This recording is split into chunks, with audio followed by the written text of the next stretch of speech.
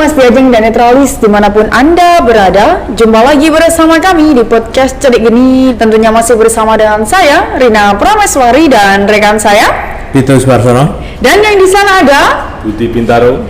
Tentunya di podcast Cedik Geni Open di Mas Diajeng dan Netralis. Di episode yang ke-120 ini tentu kami menghadirkan narasumber yang sangat inspiratif dan juga banyak bergerak di bidang entrepreneurship. Nah, siapakah beliau? Beliau adalah Kang Mas Muhammad Imam Sodikin ya? Solihin. Yang akan menemani kita selama 30 menit ke depan berbincang-bincang terkait dengan apa sih itu bisnis dan juga bagaimana kiat-kiatnya dalam berbisnis, terus strategi apa yang harus dilakukan supaya menjadi top entrepreneur. Nah, ini sebelumnya kita sapa dulu. Halo Kang Mas Imam ya. Halo. Selamat datang Kang Mas di Cedik Geni. Makasih. Bagaimana kabarnya Mas? Baik, alhamdulillah. Alhamdulillah baik. Untuk bisnisnya masih lanjut? Alhamdulillah. Masih jalan ya? Meskipun ada pandemi tidak menjadi hambatan ya? Semuanya berdampak ya. Semuanya berdampak. Iya. Nah, Kang Mas Imam, bagaimana Kang Mas memulai bisnis ini? Bisnis properti ini, Mas? Kalau saya boleh bercerita panjang ya. Iya, nggak apa-apa. Jadi bisa dikatakan saat itu modal nekat ya. Modal nekat tahun 2005. 2005 saya punya niat dan kebetulan ada yang nawarin juga sebidang tanah yang saat itu di daerah Karangindah Utara. Karangindah Utara 2005 itu kalau nggak salah per meter itu masih saya jual itu 125.000 per meter. 125.000. Sedangkan untuk saat ini harga tanah itu sudah 3 jutaan ya. 3 jutaan. Ya, berangkat dari situ dari tanah seluas itu ya nggak luas sih, sekitar 3.000-an ya, 3.000 meter persegi. Saya kembangkan, saya kapling. Saat itu belum berani bikin perumahan. Masalahnya pangsa pasar saat itu memang agak sepi ya di Tuban. Belum sampai seperti sekarang. Jadi saya bikin kapling. Itu kalau nggak salah ada 16 kapling ya. 16 kapling. 16 kapling dan alhamdulillah dalam waktu 3 bulan. 3 bulan? Itu sold out semua. Jadi awal yang bagus ya. Awal yang bagus untuk memulai bisnis properti saat itu. Dan begitu pula dengan kompetitor ya. Kompetitor pada saat itu nggak begitu banyak. Dan akhirnya kita kembangkan dari bisnis kapling tanah siap bangun itu kita kembangkan, baru berani buat perumahan itu 2010 kalau nggak 2011. 2010. 10 tahun yang lalu ya. Iya. 12 tahun yang lalu. Jadi saat itu saya mulai berani gitu untuk bikin perumahan. Dari situ akhirnya ya terus berkembang sampai kita juga buat ruko ya. Berani buat ruko dan alhamdulillah juga terjual semuanya gitu. Bagi saya memulai bisnis itu adanya kesiapan dan kesempatan ya. Kesiapan dan kesempatan. Iya, kesiapan dan kesempatan. Jadi pengalaman kapling yang pertama itu 2005 itu kesiapan saya untuk berbisnis dan kesiapan mungkin saat itu budget nggak begitu banyak ya, nggak begitu banyak, masalahnya cuma 3.000-an meter. Nah, ditunjang dengan kesempatan. Nah, kesempatannya ini apa? Kesempatannya ada orang jual, nah gitu. Ada orang jual, saya lihat tanahnya sangat potensial dan terbukti kan. Terbukti sekarang daerah Karangindah begitu padat. Banyak sekali Iya, perumahan. terus harga tanah pun sekarang sampai segitu. Padahal dulu itu saya jual satu kapling ukuran 10 kali 20 sampai 10 kali 24 itu. Satu kapling saya terima cuman 26 juta gitu loh. Dulu. Saat itu. Jadi dibanding dengan sekarang berapa ratus persen kan? Iya. Nah, Berapa kali lipat saja. iya itu. Jadi seperti itu saya memandang sebuah bisnis itu antara kesiapan dan kesempatan. Kesiapan. Jadi dan kesempatan dan kesiapan itu bareng. Balance ya. Timingnya pas gitu. Seimbang. Kalau ada kesiapan tapi tidak ada kesempatan, percuma. Begitu pula sebaliknya. Nah itu. Jadi tidak hanya bondo nekat ya istilahnya, bukan Iya. seperti itu. Kalau saya ya, kalau saya memandangnya seperti itu untuk urusan bisnis. Mas itu tiap tahun itu kan pasti naik harga tanah itu.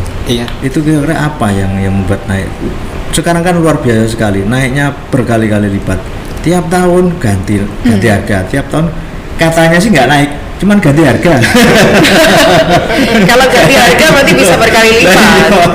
Katanya nggak naik, tapi realitanya seperti itu. Padahal keuangan masyarakat saat ini juga nggak Sama-sama baik-baik saja. amat itu loh. Jadi kalau saya memandang masalah inflasi ya Mas ya. Iya. Nah, masalah inflasi itu memang di produk manapun mesti ada inflasi ya.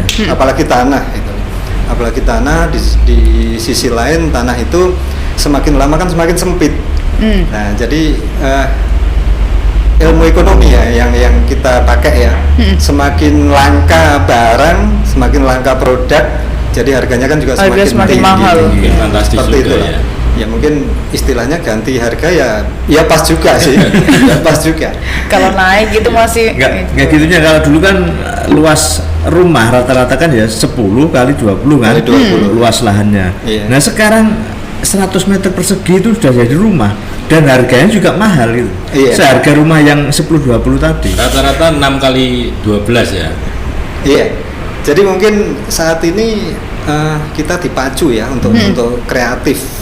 Dipacu untuk kreatif dengan lahan yang sedemikian minim. Kita desain sedemikian mewah, Iya. sedemikian menarik. Nah, untuk menaikkan harga jual itu tadi, meskipun tanahnya sedikit, nah, itu juga berlaku di kota-kota besar juga seperti itu. Mungkin sebenarnya kita banyak kan mengadopsi desain mengadopsi sistem. Oh, sistem. Nah, mengadopsi sistem dari kota besar. Kalau kita pandang dari Jawa Timur mungkin Malang, Surabaya, Gresik juga ya. iya Gresik juga. Jadi yang padat penduduk seperti itu yang mungkin kita jadikan acuan. Nah kalau rata-rata di kota di Tuban ini, di kota ini kan sudah terlalu terlalu padat gitu. padat. Iya. Nah arahnya kota Tuban ini berkembangnya kemana ini? Mungkin kalau analisa saya Mas, itu ke selatan dan ke barat ya. Ke selatan ke barat? Iya, ke selatan dan ke barat. Ya kalau ke utara kan ke laut ya. Iya. Jadi kalau jenengan punya yang di sisi utara mungkin berat diurukan ya. Berat diurukan. Terus gue diseneni petugasnya. Laut kok turun loh, biasanya kan. Mas ini sedikit ini. Kalau kesulitannya di bisnis properti ini apa ini? Mungkin saat ini kita kesulitan di dalam pengajuan KPR ya. Jadi tidak semuanya pembeli kita, customer kita itu punya uang cash, uang yang cukup untuk membeli rumah. Padahal dia dari sisi kebutuhan sudah merupakan sebuah kebutuhan yang tidak bisa ditunda. Ya. Jadi tetap harus diprioritaskan lah. Untuk itu mereka membuat perencanaan KPR. Sedangkan kalau KPR kita kan ada pihak ketiga ya, yaitu banknya, pembiayaan itu. Nah, kadang-kadang analisa kita sebagai developer dan analisa bank itu kan beda. Beda sekali. Jadi bank punya penilaian sendiri, sedangkan kita juga punya penilaian sendiri. Nah, begitu pula dengan usernya. Ada kapasitasnya sendiri. Iya. Jadi itu ya, sementara itu sebuah kendala ya, sebuah kendala di masalah pembiayaan. Begitu pula kalau masalah harga, Mbak. Harga saat Gimana, Mas? ini saya pandang ya. Jadi khususnya untuk pemerintah kabupaten ya. Iya. Ya mungkin bukan hanya di Tuban ya, di semua kabupaten mungkin ya. Itu keberadaan pemerintah Iya. dalam hal ini di bidang perumahan itu kurang, sangat Oh, minim. Sangat minim. Sangat minim. Jadi Karena diregulasi. Nah, diregulasi. Jadi untuk saat ini kalau nggak salah di Tuban ya, perda yang menyatakan bahwa untuk fasilitas umum di satu perumahan itu seluas 40%. 40%. Iya. Oh. 40%. Jadi kalau kita hitung Iya. secara matematis dan ekonomis, itu mestinya biaya loss yang hilang Iya. itu otomatis kan sudah 40%, 40% dari harga ya, tanah. dari harga tanah. harga tanah itu. Nah, otomatis ini pasti mendongkrak harga jual kan. Dari sisi kacamata developer pengembang, otomatis bagaimana mengembalikan biaya yang loss ini. Iya. Nah, ya otomatis dibebankan ke user kan, ke pembeli. Jadi harga agak naik. Oh. Nah, harapan saya itu kan pemerintah hadir di sini dalam kapasitas meringankan harga-harga rumah yang ada di Tuban khususnya ya, yang ada di Tuban biar bisa terjangkau. Nah, itu keberadaan pemerintah ya harus ada. Entah itu pemerintah bisa stimulus di fasilitas umumnya, Iya. atau di mananya lah, apa ikut mempush untuk masalah pembiayaan. Masalahnya bagaimanapun bank yang ada di Tuban, bank konven maupun Iya, yang non. nggak konven ya, itu otomatis kan juga perlu edukasi ya, Iya, perlu iya. edukasi dari pemerintah bahwasanya seperti ini loh keadaan orang cari rumah itu. Nah, tidak semuanya berduit, tidak Iya. semuanya punya uang, dan tidak semuanya punya gaji. Meskipun secara non formal mereka punya pendapatan yang Pendapatan. cukup, gitu lah, ya kan? Iya. Nah, punya pendapatan yang cukup. Jadinya ini dibutuhkan kehadiran pemerintah gitu lah. Dalam menjembatani Iya, gitu ya, Pak. kan apa ya, fungsi dari dinas perumahan rakyat yang ada di mungkin di sini di PUPR ya. PUPR. Nah, di PUPR mungkin bisa menjadi jembatan lah. Iya, menjembatani. Iya. Jadi biar ada apa ya, roda tentang perumahan ini bisa berputar. Berputar terus. Bisa menjadi jembatan. Iya. Nah, sedangkan jembatannya kadang-kadang keruak-keruak.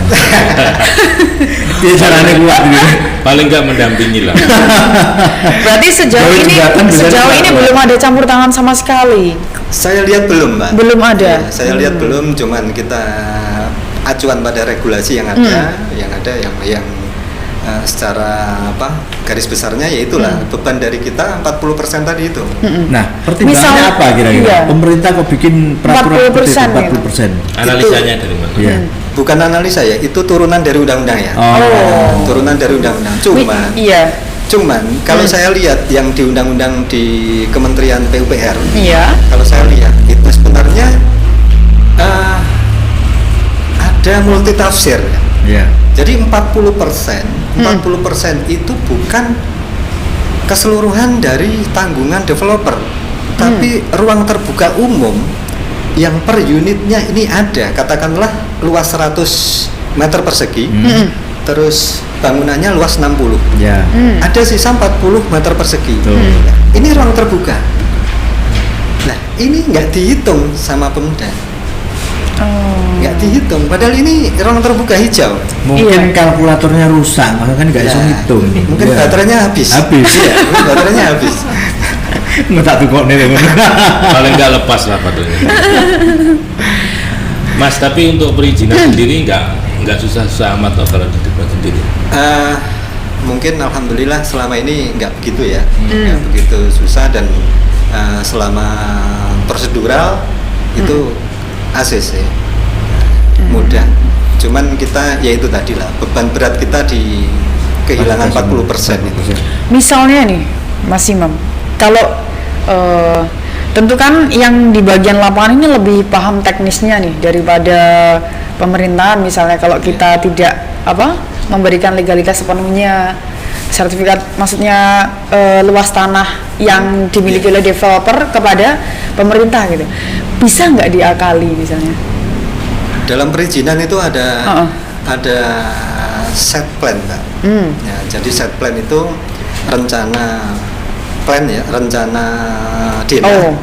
Rencana denah yang menjadi salah satu syarat utama. Nah, jadi di situ acuan dari BPN, Badan Pertanahan Nasional, untuk dipecah menjadi coupling komersial dan fasilitas umum. Nah, jadi di situ. Jadi kita tidak bisa main-main. Kita tidak bisa main-main dengan aturan dari pemerintah itu tentang persentase fasilitas umumnya, nggak bisa. Jadi di situ sudah terbagi komposisinya berarti sudah jelas. Iya, sudah jelas. Jadi setelah dihitung dari pihak konsultan mungkin ya, dari pihak konsultan bahwasanya untuk lahan komersil sekian persen, untuk fasilitas umumnya sekian persen, gitu. Dan itu harus di angka minimal 40 gitu. Ada minimal itu dulu. Saya kan pernah tahu juga, artinya ada juga mungkin barangkali pengembang atau developer dalam tanda kutip nakal itu artinya gini, ada fasilitas umum yang mestinya diserahkan untuk fasilitas umum, tapi ternyata nggak dipakai fasilitas umum, malah dibangun rumah lagi. Dan contohnya ada deket-deket rumah saya lah. Deket-deket rumah saya. Makanya itu loh. Itu loh, kira-kira dapat sanksi atau gimana gitu? Nah, terus jalannya sempit, terus akhirnya dibangun rumah bukan fasilitas umum. Parkirnya orang yang punya armata kadang-kadang di jalan. Ini simpangan aja nggak bisa. Gitu. Ya apa ya Mas? Nah itu mungkin merupakan kendala kita juga, Mas. Jadi developer di Tuban ini macam-macam ya, beragam. Ada yang berizin dan ada yang enggak. Itu kalau yang berizin biasanya kan ada berapa rumah, gitu. Jadi sifatnya kayak perorangan, kita punya berapa luas tanah berapa, terus kita bagi menjadi berapa coupling, akhirnya dijual, jadikan perumahan. Nah itu memang lepas kontrol dari pemerintah. Jadi harapan saya juga seperti itu. Jadi pemerintah dalam hal ini yang berkompeten ya, dinas yang berkompeten bisa menertibkan developer yang seperti itu. Masalahnya itu juga pertama tentang tata ruang kota ya. Tata ruang kota itu juga sangat-sangat berpengaruh, dan mungkin juga masalah ini ya, masalah bisnis properti yang nanti biar sehat gitu. Iya, sehat. Yang lain kena 40%, dia enggak. Kan aman-aman aja. Atau karena ada kriteria barangkali yang disebut perumahan itu minimal berapa rumah? Berapa unit? Kalau mungkin seingat saya di Tuban regulasinya nggak ngatur seperti itu. Nggak ngatur seperti itu. Tapi kalau yang bikin perumahan-perumahan kecil itu kan otomatis kena 40% ya habis. Ya. Makanya itu. Kayak subsidi gitu ya. Perumahan subsidi itu juga banyak di sini ya. Iya, subsidi pun juga malah ketat kalau subsidi ya. Subsidi malah ketat, jadi regulasi dari pusat yang dipakai. Nah, kalau urusan subsidi itu waduh malah ribet banget. Jadi saya kebetulan di sini bermain di ring komersial. Jadi nggak di subsidi ya. Saya nggak di subsidi. Masalahnya pemain dari subsidi teman-teman kita juga banyak. Dan kemarin berapa tahun yang lalu ya, sebelum pandemi 2018 atau 2019, saya merupakan inisiator dari Paguyuban Developer Setuban. Nah itu, jadi inisiator. Dengan terbentuknya Paguyuban itu besar harapan kami kan ada penyelesaian yang bisa ditangani bersama-sama, kolektif. Jadi permasalahan yang kita hadapi masing-masing developer ini kita inventarisir ya, terus kita bisa sharing ke dinas yang terkait. Cuman kelihatannya nggak jalan. Itu kenapa itu masih nggak jalan itu? Apa kendalanya? Perlu ngopi bareng paling. Kendalanya Ya, apa, Pak? mungkin Sudah dibentuk paguyuban, terus kemudian jika ada masalah, tentu dari berbagai macam kepala dan juga pemikiran, tentu kan bisa untuk mempunyai ide-ide yang cemerlang ini. Iya. Kenapa itu Mas Imam kok ada terkendala nggak jalan itu kenapa itu? itu saya di sini kan pembina ya. Mm-mm. Ya, saya di sini pembina, jadi saya nggak tahu itu. Itu urusannya ketua. Oh. Ketuanya berarti. Itu urusannya ketua. Jadi ibaratnya dewan suruhnya saya. Ya. Dewan suruhnya saya. Berarti disposisinya ke jenengan berarti. Apa mungkin kurang ngopi mungkin ya? Ya, mungkin ya, Mungkin mungkin. ya. Mas, kan ada juga yang sempat infokan ke saya dulu itu. Kalau perumahan, itu kan harus diserahkan ke Pemda kan? Betul. Nah, Betul. kalau sudah begitu, ada jalan terus dipageri, Iya, iya, terus iya. ada pagar yang maksudnya itu ada jalan dibuka, itu Iya. gimana kok bisa seperti itu? Dia masih egois gitu loh. Iya. Dengan artinya tidak taat pada peraturan Pemda setempat. Gimana? Nah, ini sangat menarik. Nah, sangat menarik. Iya. Jadi mungkin persepsi masyarakat itu masih perlu diedukasi ya tentang keberadaan perumahan. Jadi jangan sampai masyarakat itu terlabeli dengan dia prioritas. Mentang-mentang dia di perumahan. Nah, punya Mentang di kapasitas. perumahan, dia merupakan warga prioritas lah. Itu bagi saya keliru itu. Nah, identitas perumahan ini sebenarnya kan hanya identitasnya developer kan, dalam menjual, mengkomersilkan produknya kan. Produknya betul. Kalau dia dikotak-kotakkan dengan identitas tadi, wah ya jangan di situ. Misalkan di Kelurahan Karang atau di Kelurahan Latsari, dia mau mendirikan kelurahan sendiri kan istilahnya seperti itu kan. negara di dalam negara. Iya, kan Gitu. orang luar mau masuk nggak bisa, Nggak bisa. mau akses jalannya ditutup, Ditutup. apalagi sampai di tembok ini yang Nah. dekatnya. Kan itu.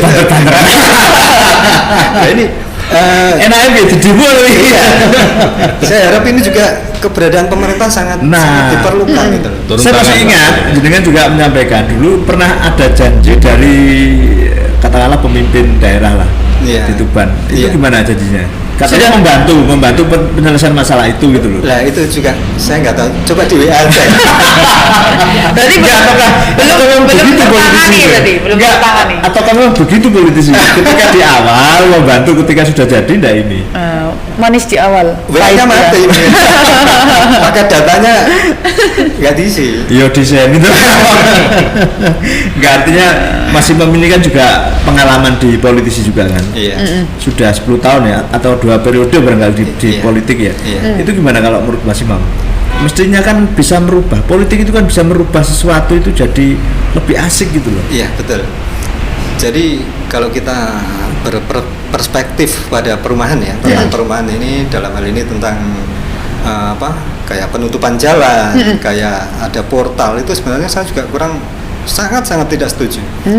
Apalagi perumahan itu sudah diserahkan kepada Pemda. Nah, Dari itu. tempat. Dan fasilitas jalan di situ sudah dibangun oleh Pemda. APBD. APBD. Nah, itu. Jadi sebenarnya masyarakat bisa protes, ya, bisa protes. Ibaratnya, loh pajakku neng kono, gitu loh. Pajakku gawe dalan Iya, itu, gitu. makanya itu. Nah, seharusnya kan harus, yaitu sama dengan undang-undang menghalangi Akses. fasilitas umum kan. Nah, kan seperti itu. Jadi saya mohon juga kepada pemerintah Kabupaten Tuban, mestinya kita bercermin pada Wali Kota Surabaya. Baru-baru ini Wali Kota Surabaya membongkar semua portal yang ada di perumahan. Nah, jadi itu sangat mengena ya, mengena di warga ya, khususnya yang di luar perumahan, Yeah. di luar yang orang ngira ini fasilitas yang prioritas, nah, eksklusif. Nah, kecuali sebuah klaster yang didanai oleh developer dan tidak diserahkan. Tuh. Nah, itu nggak apa-apa. Mau dipagar, ditembok, diapain nggak apa-apa gitu loh. Atau barangkali rumah dinas perusahaan kayak gitu Iya, ya. Iya, itu nggak apa-apa. kayak Tapi kalau masih namanya perumahan ataupun klaster tapi sudah diserahkan, Ke Pemda. harus dibuka dong. Nah, Kan harus seperti itu. Berarti perumahan itu sifatnya wajib atau tidak wajib untuk diserahkan ke Pemda itu? Regulasinya ada, Mas. Ada ya? Nah, regulasinya ada. Jadi setelah perumahan itu fasilitas umumnya sudah terpenuhi semua, sudah dibangun semua, wajib diserahkan. Lah ini wis fasilitas umumnya gak dipenuhi. Jalannya ditutup. Sampai saat ini Mas Imam sudah membangun berapa unit ini? Waduh, saya nggak ngitung kalau itu ya. Banyak banget ya. Sejelas badannya akeh. Saking banyaknya, makanya nggak ngitung. Lah mestinya idealisnya seperti apa? Perumahan itu harus seperti apa? Peran Pemda itu di mana itu? Gimana, Mas? Jadi Pemda itu sebenarnya kan harus menata ya, ikut menata bahwasanya Pemda juga secara tidak langsung Pemda itu dibantu Ya. oleh adanya developer. Nah, itu. Masalahnya kalau ibaratnya nggak ada developer, siapa yang buat jalan? Baca ya. Siapa yang membuat tanah untuk jalan? Kan gitu. Jadi setidaknya Pemda tidak mengeluarkan uang untuk pembebasan jalan. Nah, setidaknya seperti itu. Dan penyerapannya pun juga ini lebih enak karena ada perumahan, penyerapan anggaran untuk jalan-jalan itu ya. Iya, kalau masalah itu otomatis iya. Cuman di sini saya juga ingin menekankan bahwa pemerintah juga harus komitmen ya, harus gentle bahwasanya ada aturan di mana jalan di perumahan itu minimal 6 meter ya ditentukan. Ya. Iya, Nah, ada minimalnya.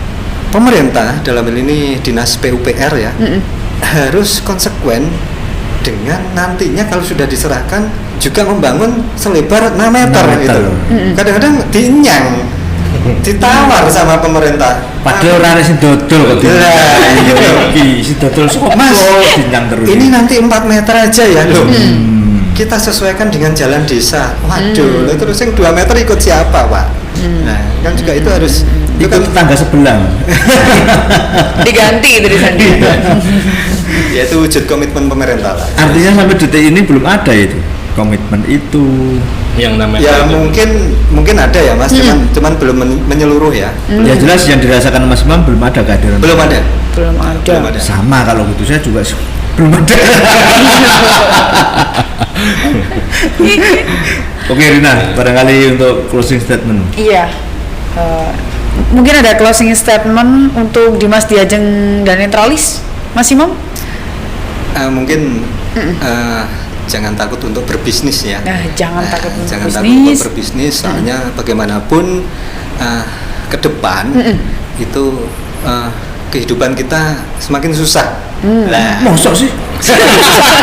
itu judul lagunya Kus Plus. Semakin ke depan, semakin susah.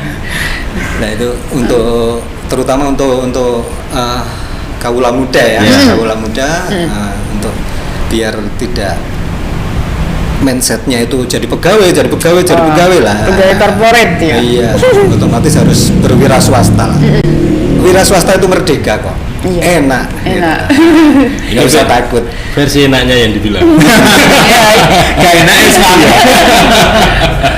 Berarti seperti itu. Kita tepuk tangan dulu buat Mas Imam. Nah, itu Dimas Diajeng, apalagi buat pemuda dan juga pemudi ya, khususnya di Kota Tuban. Jangan takut untuk berbisnis ataupun berwirausaha sendiri, karena apa? Sekecil apapun bisnis Anda adalah bosnya, dan setinggi apapun jabatan Anda di corporate, Anda adalah sebagai apa itu ya? Cuma bawahan dan juga karyawan saja. Itu yang harus diterapkan oleh para pemuda khususnya di Kota Tuban, terutama saya sendiri juga. Oh mosok?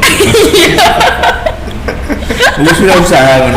Tapi kan Anda jadi pegawai korporat ya? Iya, jadi bisa dua dong. Pegawai korporat bisa, berwirausaha bisa. Pokoknya lakukan hal-hal positif ya, Dimas Diajeng. Ternak sapi ya nih. Itu juga wirausaha. Nah, 30 menit sudah kita menemani Dimas Diajeng dan Netralis yang ada di rumah. Jangan lupa untuk terus saksikan podcast Cedek Geni setiap hari Senin dan juga Jumat pukul 8 malam. Bisa dilihat di YouTube-nya di Netra Channel dan juga IG-nya di cetik_g_geni. Saya Rina Prameswari dan rekan saya, Peter Suwarsono. dan yang di sana ada Budi Bintaro. serta narasumber kita Mas Muhammad Imam Solehin pamit undur diri dan salam cetik geni open